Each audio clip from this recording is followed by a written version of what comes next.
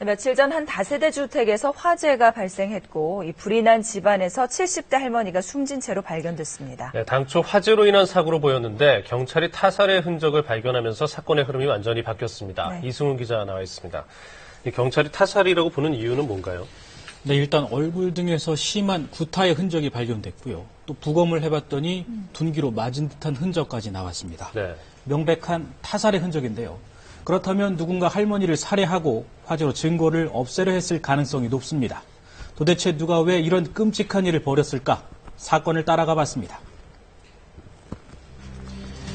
엿새 전인 지난 20일 서울 마포구의 한 3층짜리 다세대 주택에서 시커먼 연기가 솟아오릅니다. 3층 두 번째 창문에서 연기가 새나고 있더라고요.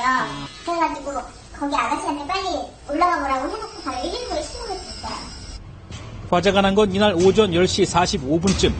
불은 이웃들의 발빠른 신고와 소방대원들의 신속한 출동으로 20여 분 만에 진화됐습니다.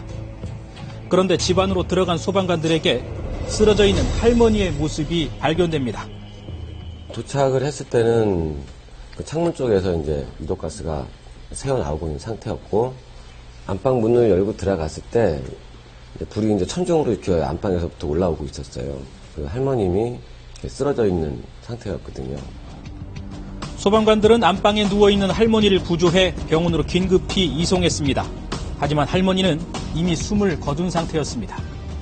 맥박이 없는 걸 확인하고 호흡도 없는 것도 확인하고 의식 없는 걸 확인하고 저희가 바로 심폐소생술 진행하면서 인근 병원으로 이송을 했습니다. 숨진 사람은 이 빌라의 주인인 75살 강모 할머니. 처음엔 화재 현장에서 미처 빠져나오지 못해 숨진 것으로 보였지만 시신에서 무언가 이상한 흔적들이 발견됩니다. 현장 가보니까 사체에 이상이 있어갖고 처음부터 이제 바로 처치를 했어요. 상황은 화재가 발생하였고 여기서 이제 70대 여자 노인이 사망을 하셨고, 그래서 우리가 그 부검을 해보니까 외력에 의한 사망으로 또. 국과수의 부검 결과 사인은 외력에 의한 사망. 좀 더 자세히 설명하면 뒷머리에 둔기로 가해진 충격이 사망의 원인이라는 겁니다. 뿐만 아니라 할머니의 얼굴과 온 몸에서는 심한 구타의 흔적과 멍자국이 발견됐습니다.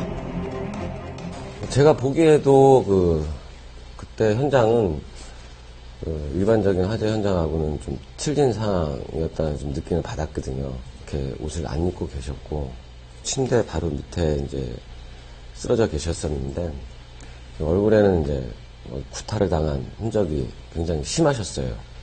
안면부에 그 멍 자체가 이렇게 올라와 있는 상태였습니다. 보통 화재로 질식해 숨질 경우 호흡기에 그을음이 남기 마련인데 숨진 강할머니의 경우에는 이 같은 흔적도 찾아볼 수 없었습니다. 화재가 나기 전부터 할머니가 이미 숨져 있었을 가능성이 높은 겁니다. 경찰도 이런 점으로 미뤄 누군가 강할머니를 살해한 뒤 사고로 위장하거나 현장에 남은 증거를 없애기 위해 일부러 불을 지른 것으로 보고 있습니다. 일단은 우리도 추정상이고 방화로 보고 있고 부검을 해보니까 외력에 의한 사망으로 또 이제 부검 결과가 나왔고, 따라서 우리는 사살 용의를 갖고 수사했습니다. 칠순을 넘긴 고령의 노인을 누가 왜 잔인하게 폭행해 살해하고 또 집안에 불까지 질렀을까? 경찰은 주변 인물들을 포함해 다양한 가능성을 열어두고 수사를 하고 있습니다.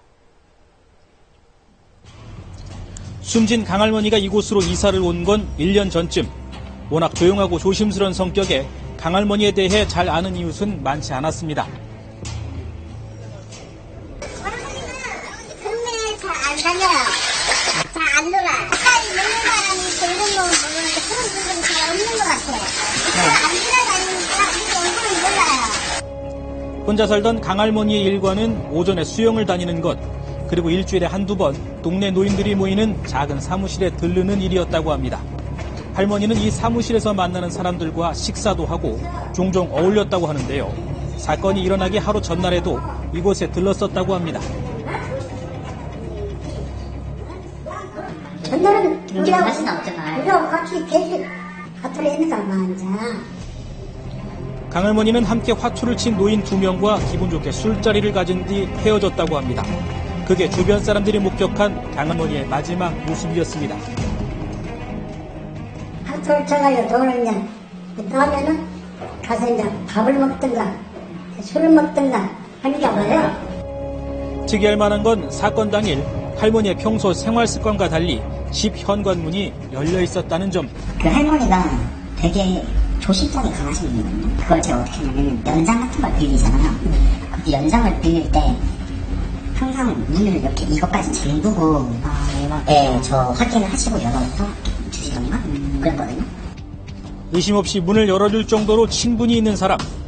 할머니를 잘 아는 누군가가 사건 당일 집안에 들어갔다 나왔을 가능성이 높은 것으로 추정되는 대목입니다. 전문가들도 얼굴에 남은 심한 부탁 흔적 등 저 범행의 잔인성으로 미뤄 강도 등의 범죄보다는 원한관계에 의한 면식범의 소행일 가능성이 높은 것으로 보고 있습니다. 거의 90% 이상 원한관계나 또는 아주 심각한 치정관계, 이런, 그 다음에 금전관계에서도 정말 죽이고 싶을 정도의 극도의 분노가 있는 상황 아니면 얼굴을 시신을 그렇게 심하게 훼손시키는 상황은 발생하지 않습니다. 원한관계에 의해서 아예 노리고 들어간 거죠. 경찰은 사건 당일 현장 주변을 배회하던 한 남성이 누군가에게 자신이 강할머니를 살해했다고 털어놓는 장면을 목격했다는 제보를 접수하고 해당 남성을 소환해 당일 행적을 조사하기도 했습니다. 하지만 이 남성은 현재 혐의를 완강히 부인하고 있는 것으로 알려졌습니다.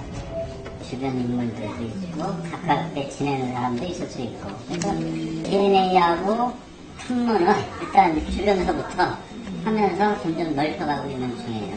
마찬가지로 CCTV도 확보를 계속하고 있는 거고 그걸 분석을 하면서 사건의 진상에 이제 접근을 해가는 중이기 때문에 할머니의 억울한 죽음을 풀기 위해 현재 경찰은 현장 감식과 DNA 조사 결과 등을 토대로 용의자를 좁혀나가고 있습니다. 시신은 말이 없지만 진실은 꼭 밝혀질 겁니다.